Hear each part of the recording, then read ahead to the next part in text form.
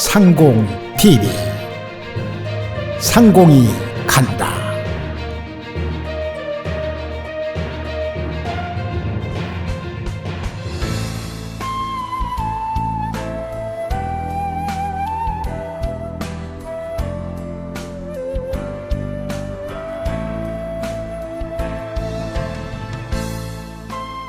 중견 한국화 화가 김양수 작가.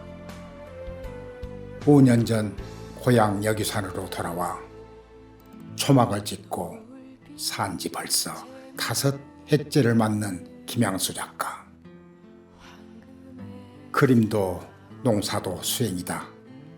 수행자의 마음을 놓치면 그림도 농사도 그르치고 만다고 말하는 김양수 작가는 마음속에 화음 세상을 여는 것을 발원으로 삼고 모든 것이 청정하고 아름다운 곳, 신성한 쪽빛으로 물든 하늘에 흐르는 바람의 흔들림, 그 화음 세상을 내 그림 속으로 옮겨놓기 위해 밭에 나가 흙을 만지기도 하고 숲속의 나무들을 알아주기도 하고 새들 소리에 귀를 기울이기도 하고 개울가 샘물에 비친 하늘을 보면서 어느새 붓을 들고 화선지 앞에 앉는다는 김양수 작가가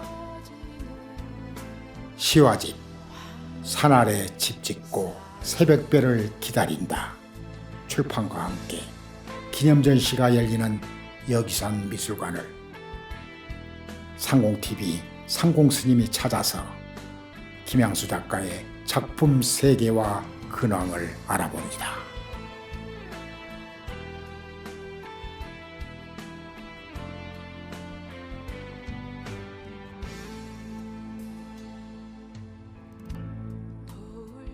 반갑습니다, 스님. 안녕하세요, 스님. 반갑습니다. 이 사람은 인연이라고 그러잖아요. 네. 어떤 때가 되어서 내 내면이 좀 쑥 쉬어지고 내 나이의 깊이만큼 내가 잔잔해지면 어떤 그런 잔잔한 인연들이 내게 오잖아요. 선생님이 그런 인연 같아서 좋아요. 감사합니다. 장마철인데 여러 가지로 상황들이 있는데 오는 내내 이게 바다의 그 잔잔한 물빛을 바라보고 또 오다 보니 계절을 말해주는 해바라기들이 굉장히 그 옐로우 색깔들이 좋았어요. 어떻게 지내셨어요, 선생님 그동안? 조금 그 비들이 이곳에는 많이 와서 좀 습하고 그래서 사실 그 화선지를 다루고 있는 작업을 하고 있는 우리들은 그 습하면 상당히 붓질 하는데 어려움이 많이 있거든요. 그래서 좀 작업하는데 어려움을 많이 겪고 있습니다. 그리고 또 축축해서 붓질도 잘 안 되고 좀 이 장마철이 빨리 지나갔으면 참 좋겠네요. 오면서 선생님이 이렇게 뛰어난 영적인 작가분들이 왜 이렇게 이 깊은 남도 끝자락에 와 계실까? 선생님은 왜 진도에 계세요? 원래 제 고향이 진도거든요. 그래서 서울에서 작품 활동을 오래 했었죠. 그러다가 소치 선생님이 49에 이 진도를 내려와서 1856년에 울림사방을 짓죠. 그래서 거기서 쭉 작품 활동을 하다가 85세에 돌아가시거든요. 그래서 나도 이제 나이가 들어가면서 고향에 대한 어떤 그리움들이 많이 생기더라고요. 그래서 내려가자 그래가지고 제가 그 59에 내려왔습니다. 그래서 지금 진도에서 생활한 지가 한 6년 차 지금 되고 있습니다. 지내시는 데는 어떻게 지내고 계세요? 저는 그 지내는 곳이 그 여기산이라는 곳이 있어요. 그 진도에는 첨찰산. 산 이름이죠? 예. 진도에는 첨찰산이 있고 그 다음에는 이제 여기산이 있거든요. 그래서 여기산 자락에 깊은 그 자락에서 조그만 그 초소에서 열심히 전개하고 있습니다. 근데 저도 처음 선생님 작업실이 상당히 궁금했고 네. 유튜브를 통해서 또 선생님의 흔적들을 다 살펴봤어요. 근데 선생님의 어떤 작업실에 커다란 상처가 있으셨다고. 네, 좀 어려움이 좀 있었습니다. 하나의 이것도 내 그 예술 세계에 가는 그 여정에서 하나의 과정이라고 생각을 하고요. 처음에는 많이 좀 힘들었었는데 지금은 많이 편해진 편입니다. 제가 지난해 7월 13일 날 내 작업실이 화재로 완전 전소가 됐거든요. 그래서 지금까지 한 작업이 40 몇 년 정도의 어떤 나의 서사들이 한순간 제가 되고 말았어요. 그래서 내가 많이 준비했던 그런 작업들이며 또 자료들, 그리고 내가 좀 즐겨했던 여러 그 소장품들이 한순간 사라지고 말았었죠.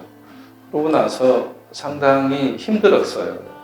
그래서 그 화재가 나고 난 이후에 서울에서 좀 몇 개월을 생활을 하는데 정말 혼은 나가고 몸만 있는 것 같은 그런 느낌이 들더라고요. 그래서 이러다가는 내가 자신이 잘못되겠다는 어떤 그런 생각이 들어서 다시 내려와 가지고 작은 그 초소에서 그림을 그리고 있습니다.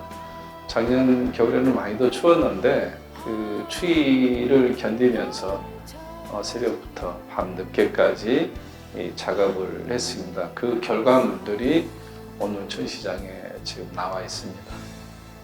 얼마나 놀라셨어요? 처음에는 많이 놀랐는데 또 이것도 하나 내가 거쳐야 될 과정이 아닌가라고 받아들이니까 좀 편해지더라고요. 그래서 많이 힘들었는데 여기산에 와서 새소리 듣고 또 대바람 소리 듣고 밤에는 또 달 보고 별 보니까 나갔던 혼이 다시 들어오더라고요. 그래서 안정을 좀 찾아가면서 열심히 그림에 정진하고 있습니다. 결국 선생님의 그림은 이제 어떤 장르로 분류를 한다면 이제 선화가라 이렇게 알려져 있는데 결국 선생님이 추구하고자 하는 선화라는 건 어떤 걸까요? 그래서 우리가 여러 이제 한국화를 본다면은 장르를 여러 단계로 나눌 수가 있겠죠. 뭐 산수화도 있고 문인화도 있고 뭐 채색화도 있고 여러 장르가 있겠지만은 선화라고 또 규정 짓는 것도 별로 자유스럽지는 않아요. 그래서 그림에 분류한다는 것은 그 바람직하지 않지만 굳이 이렇게 얘기를 한다면 그 선화라고 쭉 그런 선화 작가로서 활동하게 되었습니다. 내가 생각하는 그 선화라는 것은 번뇌가 떨어져 나가는 것 아니면 좀 자유스러운 것 그리고 그 작품 앞에 섰을 때는 많은 것들이 사라지고 보여줄 수 있다는 것 이런 생각들을 가지고 작품을 지향해 왔거든요. 예전에는 그 제가 여백을 중시하고 수묵담체적인 그런 유행의 우리 선화들을 좀 많이 그렸었어요. 정말 우리가 늘 봤던 중국이라든지 일본이라든지 또 국내 작가들이 선화라고 해서 선생들이 산 생활을 하는 그런 모습, 또를 차를 마시는 모습, 또 내지는 달마도 뭐 이런 유형의 어떤 선화라고 이렇게 규정되어 있었는데 제가 생각하는 것들은 그런 어떤 그 규정에 얽매이지 말고 좀 자유스럽게 그림을 그리자. 그 자유스러움이 결국은 그 선의 세계가 아닌가라는 생각이 들어서 요즘은 그 여백에 있던 그런 공간 구성을 조금은 자제를 하고 전체적인 화면을 이제 꽉 채우고 있거든요. 그렇지만 화면이 꽉 차 있다고 해가지고 그림이 거기 다 표현된 게 아니고 그 화면 속에서도 그 여백이 있거든요. 그래서 지금 최근에 저의 작업 속에서는 화면이 다 차 있지만은 그 다 차 있는 속에서의 여백과 자유로움, 고요, 그리고 어떤 그 내 그림을 보면서 여여한 마음자리를 찾아보는 것도 좋지 않겠냐라는 생각을 가지고 있습니다.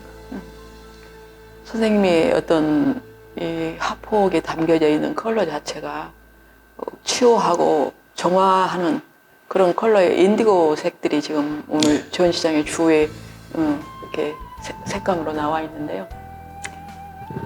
진도가 자체가 섬이면서 바다를 끼고 있잖아요. 예.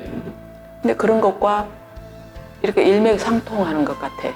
그 진도도 느껴지고 마치 내가 이렇게 그 치유의 바다, 그 바다에 내가 들어가 있구나. 이런 편안함, 이런 것들이 다가오거든요. 컬러를 통해서. 선생님의 그림의 색깔을 표현한다면 어떤 색이세요, 선생님? 저는 그 그림의 색깔을 딱 단도직입적으로 얘기하기는 그렇지만은 내 그림을 통해서 행복해졌으면 좋겠다는 생각을 많이 갖고요. 또 그 행복해짐으로써 내 그림을 감상자가 행복해지면 나는 더 행복해지는 것 같고요. 그래서 내가 그림을 그릴 때 행복하고 또 감상자가 그림을 볼 때 또 행복하면 나는 정말 행복을 나누는 게 아닌가라는 생각을 많이 하게 됩니다. 그래서 요즘은 내가 좀 그 마음이 울적하다든지 좀 그 마음이 헝클어져 있을 때는 붓을 잡지 않습니다. 왜 그러냐면 결국은 붓끝을 통해서 그 내 마음자리가 드러나기 때문에 될 수 있으면 내가 고요해지고 행복할 때 그림을 그리자.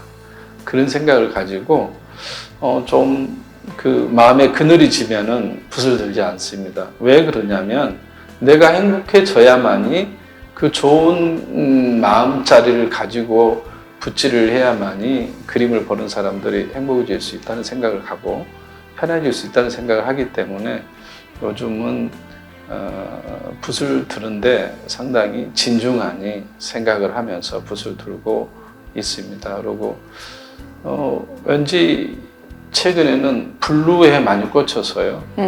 그래서 블루 작업들을 많이 좀 하고 있습니다.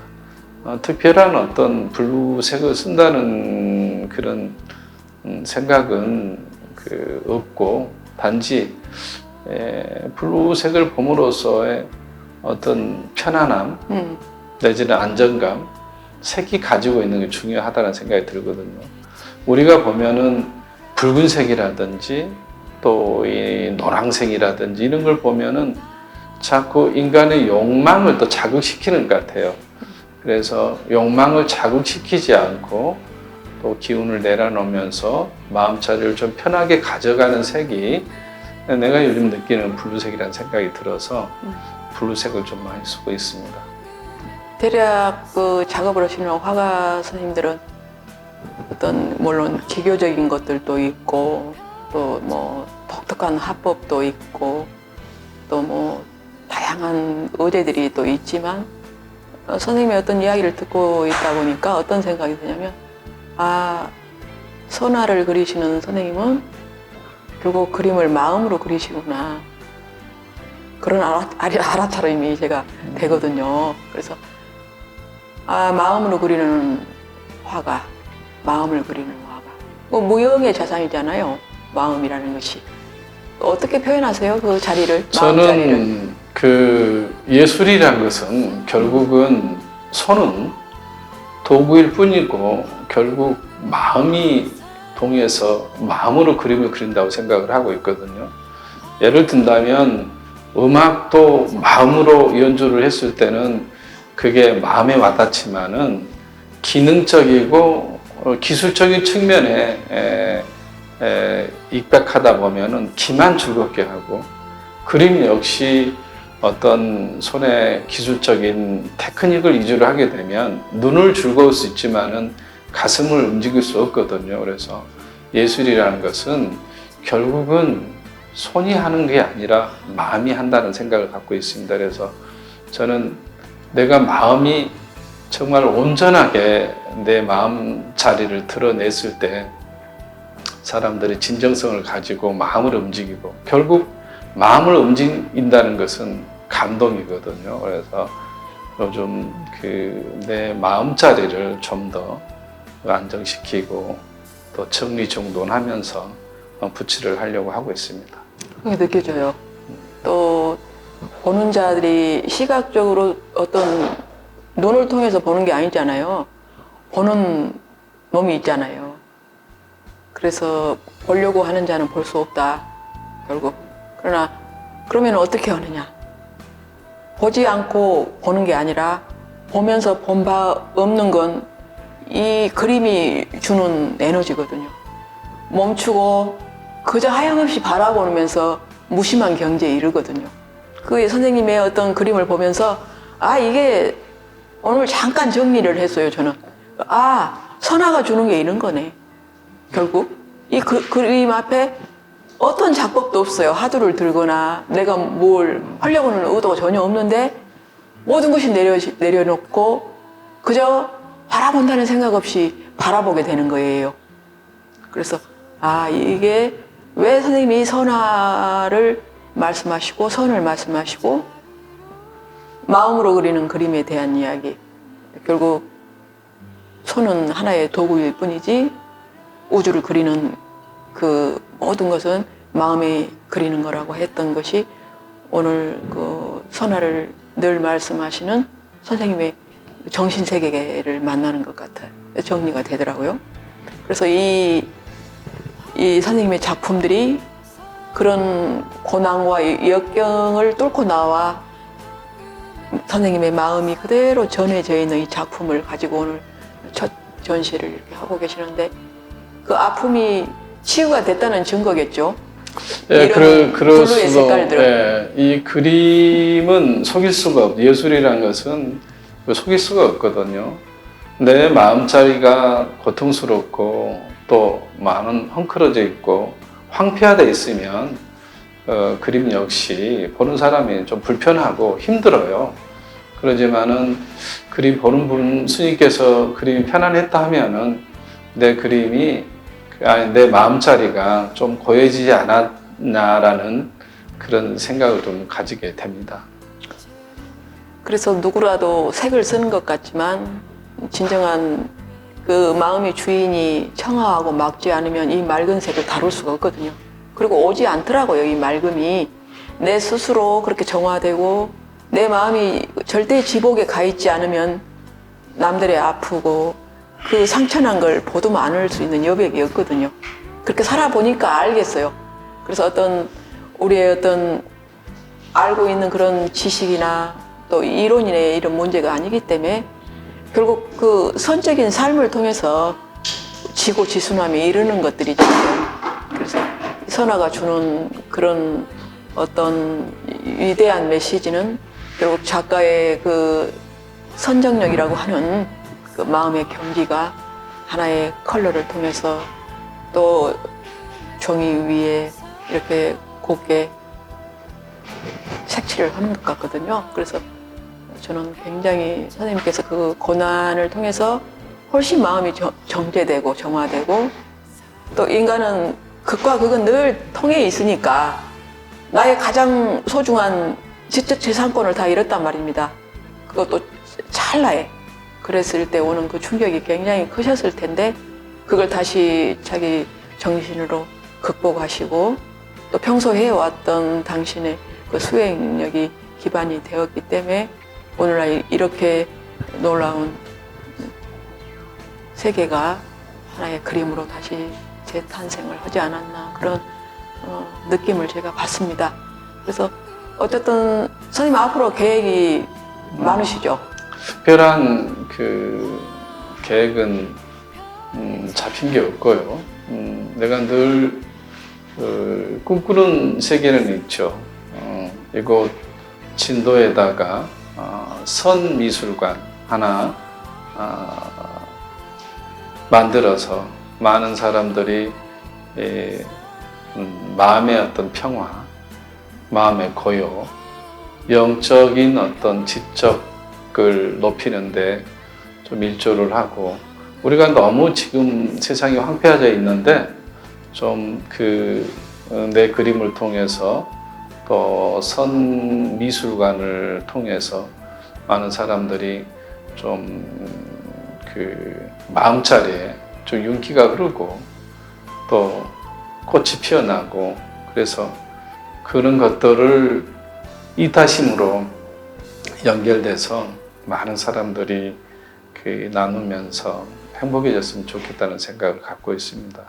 이건 어떤 결과적으로 이루어질지는 모르지만 결과보다는 그 과정을 중요하기 때문에 이 과정을 순간순간 그 일상 속에서 선의 정신 속으로 살아가면서 기원하고 또 있으면 언젠가는 되지 않을까. 또 안 되면 또 안 되는 것이고, 그렇지만은 결과보다는 과정에 최선을 다하려고 노력하고 있습니다. 어쨌든 건강하셔야 되는데 네. 요즘에 드시는 건 뭘 드세요? 뭐 특별한 게 없고요. 그냥 된장국에다가 상추쌈, 고추, 된장 이렇게 먹습니다. 직접 이렇게 챙기시는 게 많이 힘드시죠? 아니, 그거 재밌게 잘 먹고 있습니다. 부처님한테 봉양한다 생각을 하고 내 나름대로 정성을 다해서 공양 준비해서 나한테 바치고 있습니다. 선생님 개인적으로 어떤 꽃을 좋아하세요? 저는 밭꽃을 좋아합니다. 하얀 밭꽃. 예. 제가 예전에 밭꽃이라는 시를 한번 쓴 적이 있는데요. 밭꽃을 보고 있으면 어머님이 생각이 나고 그러거든요. 무명옷을 같은 느낌이 들잖아요. 달밤에 보면 하얗게. 그리고 만지면 너무너무 부드러워라. 그래서 무명옥천 같은 그런 느낌이 들어서 밭꽃을 보면은 어머니 또 할머니가 생각나고 또 그렇습니다. 그래서 밭꽃을 정말 꽃 중에서 나는 밭꽃을 가장 나하고 마음의 결이 맞는 꽃이라고 생각을 합니다. 선생님 마음속에 그 모성이, 건강한 모성들이 이렇게 숨쉬는 것 같아서요. 굉장히 저도 부드러워집니다. 그런데 오늘 또 시화집이 같이 출간이 되어서 네. 오늘 출판이 같이 이루어지는 네. 걸로 알고 있습니다. 잠깐 소개해 주시죠. 산 아래 산 아래. 집 짓고 새벽별을 기다린다라는 시집인데요. 제가 여기 산 아래서 살고 있거든요. 그래서 산 아래 집 짓고 새벽별을 기다린다는 것은 부처님께서 새벽별을 보고 깨달음을 못 얻으셨잖아요. 그리고 큰 선사들도 보면은 새벽별을 보고 많이 깨달음을 못 얻으시더라고요. 그래서 저도 깨달음은 아니지만은 늘 그쪽에 마음자리를 기울여 놓고 새벽별을 기다린다는 그런 생각을 가지고 새벽별을 바라보자는 그런 마음으로 그 바람으로 지금 제목을 그렇게 달아서 시집을 하나 냈습니다. 저는 문득 선생님 그 말씀을 들으면서 그 새벽별은 밖에서 찾는 게 아니고 네. 이미 선생님이 새벽별이세요. 근데 감사합니다. 왜 굳이 자기가 새벽별인데 네. 별을 찾아요? 그런 생각이 드네요. 그래서 예. 선생님의 이 절대 고독이 네. 결국은 이렇게 아름다운 예술의 빛을, 그리고 수많은 사람에게 치유할 수 있는 치유의 에너지로 세상의 혼돈 속에서도 자기의 마음의 길을 잃지 않는 그런 나침반처럼 그런 큰 찬란한 광이, 그런 빛을 제가 봐요. 그래서 선생님의 이런 어떤 시례를 통해서 우리 예술가들은 또 담대해지고 굳어지잖아요. 네. 그러면서 딱딱하다는 게 아니라 유연함 속에서 자기 철학의 소신이 더욱더 칼날 위에 선다는 이야기죠. 그래서 우리가 신발이 좋아가지고 높은 산에 오르는 건 아니잖아요. 네. 결국 신념의 문제라고 저는 그렇게 생각이 돼요. 또 선생님이 하시고자 하는 선미술관도 역시 또 여러 사람들이 또 이렇게 생각이 같고 그런 뜻이 같은 사람들이 또 모여서 시대를 이끈다라고 저는 그렇게 생각합니다. 오늘 출판도 함께 또 전시에 같이 엮어지는데도 불구하고 이렇게 바쁜 시간 내어주셔서 감사드리고요. 고맙습니다. 그리고 늘 건강하시길 바랍니다. 감사합니다. 감사합니다. 네. 내 자리. 김양수. 파랑결에 실려왔고 바람 멈춘 이 자리에 뿌리 내리고 한 생을 살아간다. 한 뼘의 햇살에 한 줌의 바람에 쓰다듬는 손길에 감사하며 깨닫는다. 서 있는 이 자리가 본래 내 자리인 것을.